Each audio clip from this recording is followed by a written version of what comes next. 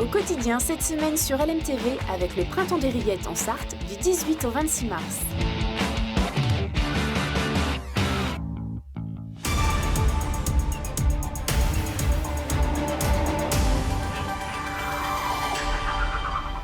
Bonsoir à tous, bienvenue dans ce journal présenté ce soir par Laure Gérard. Bonjour Laure. Et par Enzo Maubert, bien sûr. Bonsoir Enzo, bonsoir à tous. Au sommaire de cette édition, la grogne continue. Oui, le passage en force de la réforme des retraites par l'article 49.3 ne plaît pas, et pour le faire savoir, plusieurs actions ont eu lieu depuis jeudi soir de manière spontanée. Le point en début de ce journal, vous le verrez. Dans le reste de l'actualité, le salon de la maison a lieu en ce moment au centre des expositions du Mans, c'est jusqu'à dimanche, avec un enjeu de mise aux normes d'accessibilité des logements pour les professionnels du bâtiment. Et puis, comment se porte la filière des éleveurs de porcs en Sarthe? On fait le point dans une exploitation à Vivoin et c'est dans le cadre du Printemps des Rillettes, bien sûr. Notre invitée Laure ce soir. L'adjointe au maire du Mans, déléguée à l'enfance et à la petite enfance, Francine Baudon-Brulé, nous parle de la semaine de la petite enfance. C'est du 18 au 25 mars et c'est partout au Mans. Mais avant ça, on ouvre ce journal avec cette matinée de blocage sur les routes sartoises ce vendredi. Dès 5h30 ce vendredi, des opposants à la réforme des retraites ont bloqué le rond-point d'Auvour à Champagné et donc l'entrée de l'A28. Il y avait aussi des barrages filtrants sur la D323 en direction de Connerré, entraînant de forts ralentissements. Certaines voitures ont pu passer, mais les poids lourds, eux, ont dû s'arrêter en plein milieu de la route jusqu'à midi, vous les voyez, heure à laquelle les barrages ont finalement été levés. D'autres blocages nous ont aussi été signalés à Sablé-sur-Sarthe et à Saint-Saturnin, notamment au niveau du rond-point de l'Océane. Des blocages qui font suite à l'utilisation de l'article 49.3 par le gouvernement pour faire passer la réforme des retraites sans vote à l'Assemblée. Oui, et ce jeudi soir, dès l'annonce de l'utilisation du 49.3, un rassemblement s'est improvisé, vous le voyez, place de la République au Mans. Au plus fort de la soirée, 400 personnes ont manifesté leur colère et brûlé symboliquement un panneau avec les chiffres 49.3 en rouge à la tombée de la nuit. Parmi ces manifestants, la députée NUPES de la 4e circonscription de la Sarthe, Élise Leboucher. On l'écoute au micro d'Anthony Piton. Bien sûr, il y aura la motion de censure et puis soutenir et pousser la mobilisation parce que ça s'arrête pas. Moi, je me souviens en 2006 du CPE qui avait été adopté dans l'hémicycle et qui finalement n'a jamais été mis en place parce qu'il y a eu une mobilisation forte. Donc ça prouve que cette mobilisation va servir à quelque chose. D'ailleurs, je pense aussi que c'est cette mobilisation qui a rendu fébrile une partie de la majorité parce que je pense à tous ces députés pour qui ça ne veut pas être très à l'aise de retourner dans leur circonscription en disant qu'ils allaient voter pour. Donc voilà, la mobilisation a permis cette fébrilité. Et la rue va continuer de parler dans les jours à venir. L'intersyndicale interprofessionnelle en Sarthe invite à un rassemblement ce samedi 18 mars à 14h devant la préfecture au Mans. Et une nouvelle journée nationale de grève et de manifestation est prévue jeudi 23 mars partout en France. En bref, Laure, le corps d'une femme découvert à son domicile à Souvigny-sur-Sarthe. Âgée de 61 ans, l'occupante de la maison a été retrouvée jeudi en début de matinée. Pour l'instant, aucune hypothèse n'est écartée par les enquêteurs. La procureure de la République nous indique que les constatations sont en cours et qu'il est à cette heure impossible de fournir des éléments formels vérifiés. L'autopsie du corps qui sera réalisée ce samedi en fin de journée apportera probablement des éléments déterminants sur l'origine du décès, toujours selon la procureure. Économie maintenant avec le bâtiment qui compte sur les chantiers d'accessibilité au logement. C'est en tout cas une information que nous donne la CAPEB ou Confédération de l'artisanat et des petites entreprises du bâtiment.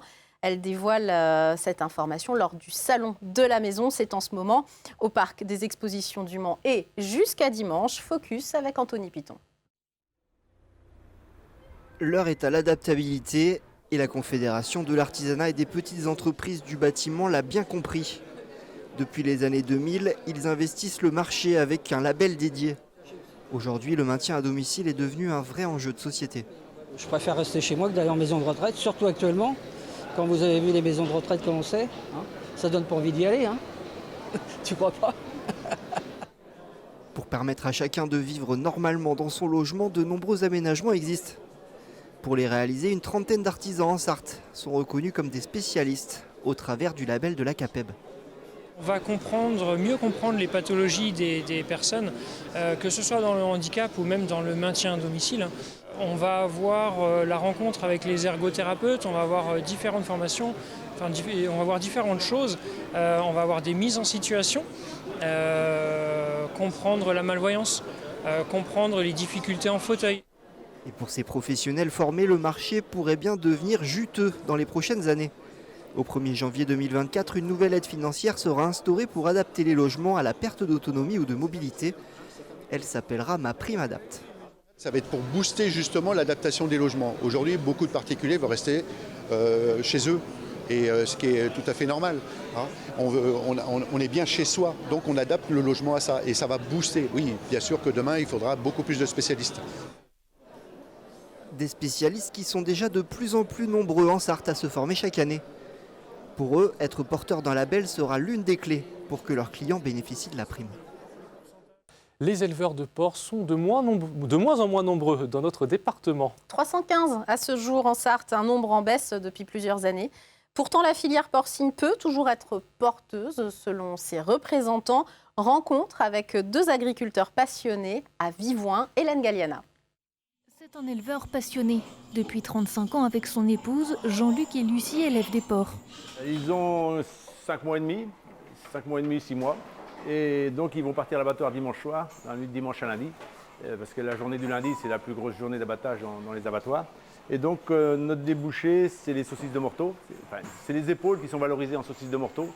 Ici, toute la chaîne est réalisée sur place, reproduction, élevage et production d'alimentation. C'était surtout un gain économique. Hein. Et puis après, une logique aussi de se dire le lien au sol. On arrive à produire nos céréales avec nos déjections. On alimente nos cultures avec le lisier. Et les céréales alimentent nos cochons. Donc on fait la boucle et on peut se dire qu'on a un système qui est durable et cohérent. Voilà, c'est ça. Hein. Les Pays de la Loire sont la deuxième région de production porcine. Pourtant, depuis 2010, elle a perdu 15% de ses sites. Forcément, la Sarthe, elle aussi, est impactée. En 6 ans, le département a 11% de professionnels en moins. Les éleveurs qui vieillissent, et puis un problème de rentabilité malgré tout. Hein. Des vocations, un métier où on gagne bien sa vie, ça motive un peu. Il y a quand même des crises de temps en temps où, voilà, producteur de porc par rapport à un éleveur laitier ou d'autres productions agricoles, on a des variations de prix qui sont très importantes. Donc psychologiquement, il faut aussi l'accepter. On est aussi une production où on n'a pas d'aide de l'Europe. Il n'y a pas de prime PAC pour la production porcine, il faut aussi se le rappeler. La pérennité de l'exploitation de Jean-Luc et Lucie est assurée. Un jour, leur fils devrait reprendre la ferme. Du 18 au 25 mars, c'est la semaine de la petite enfance au Mans. On en parle avec votre invitée ce soir, Laure Francine Baudon-Brulé, adjointe au maire du Mans, déléguée à l'enfance et à la petite enfance. Et on était justement en train d'en parler, on partageait nos expériences. Alors, cette semaine de la petite enfance, très clairement, c'est quoi l'enjeu ou les enjeux ? Alors, les enjeux. Donc, pour situer, cette semaine petite enfance s'inscrit dans le cadre d'une semaine nationale de la petite enfance qui est initiée par une association Agir pour la petite enfance, soutenue par le ministère des Solidarités. Nous avons saisi cet événement pour faire un focus sur tous les services municipaux et extra-municipaux, c'est-à-dire associatifs, les institutions, il y en a beaucoup, qui œuvrent vers les familles et dans le cadre du soutien aux familles, et avec derrière le souhait et effectivement valoriser et faire la promotion des métiers de la petite enfance, de favoriser le lien parents-enfants professionnel, et derrière de coordonner au niveau du territoire tous ces acteurs qui œuvrent en faveur des familles. Alors toute la semaine, il va y avoir une programmation extrêmement riche. On ne va pas pouvoir tout citer évidemment. Mais il y a une première chose, c'est qu'il y a beaucoup de rencontres, conférences, débats, discussions, enfin sous plein de formes différentes, même beaucoup artistiques. Et c'est ça qui est intéressant et sympathique aussi.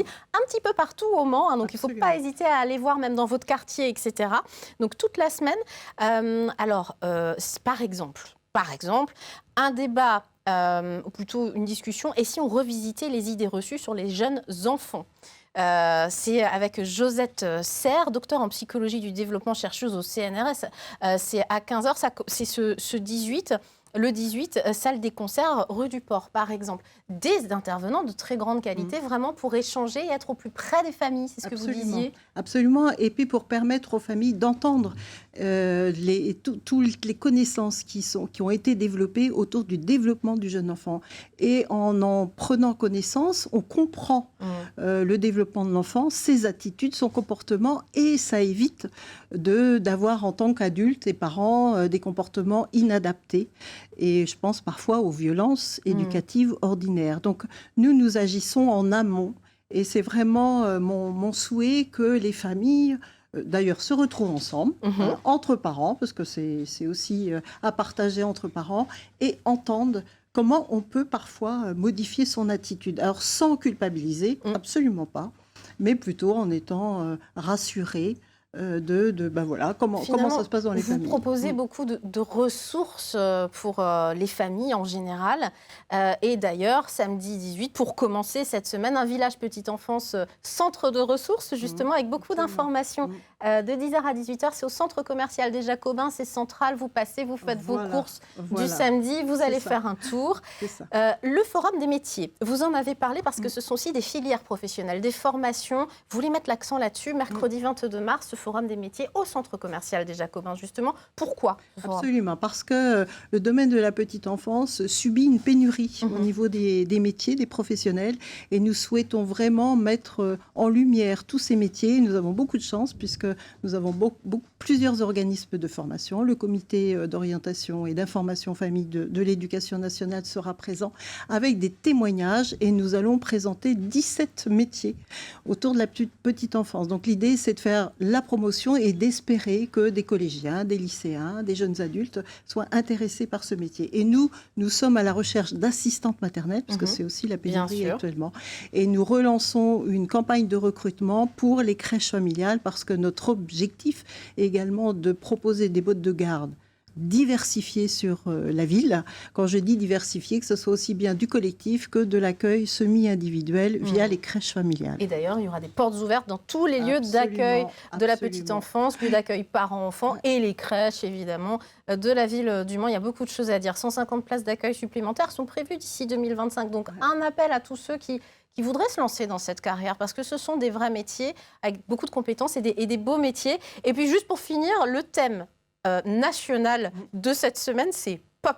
Voilà. C'est pour ça que vous avez vu l'affiche pop, et ça dit beaucoup de choses, notamment la clôture qui sera très très festive de cette semaine, samedi 25 à 16h, Parc de TC, avec un événement formidable. Avec les couleurs. Voilà, la fête des couleurs. La fête des couleurs hindoues, notamment, comme vous pouvez le voir parfois à la télévision. Absolument. Renseignements, Enzo ?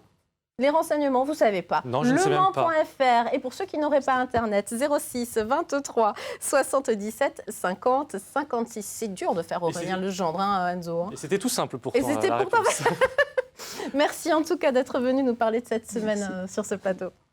On termine ce journal avec un mot de sport, Laure. Oui, les 55 engagés aux 24 heures moto sont connus à présent. Je vous le rappelle, c'est les 15 et 16 avril prochains sur le circuit Bugatti.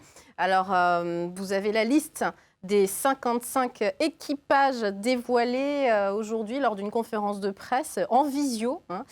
Et bien sûr, on les cite quand même. La moto numéro 12, c'est celle de l'équipe du Yoshima Cert Motul Suzuki. Les Sartois emmenés par Damien Saulnier, toujours au top niveau, et qui briguent cette année encore le titre au Mans après 2 victoires consécutives. Ce serait beau. Oui, ce serait beau. On espère les voir gagner une nouvelle fois. Merci Laure. Merci Enzo. C'est la fin de ce journal. Une page de pub, la météo, et cette fois-ci, vous retrouvez le vrai Aurélien Legendre en direct du festival Ma Mère sans Mars. Très bonne soirée sur LMTV.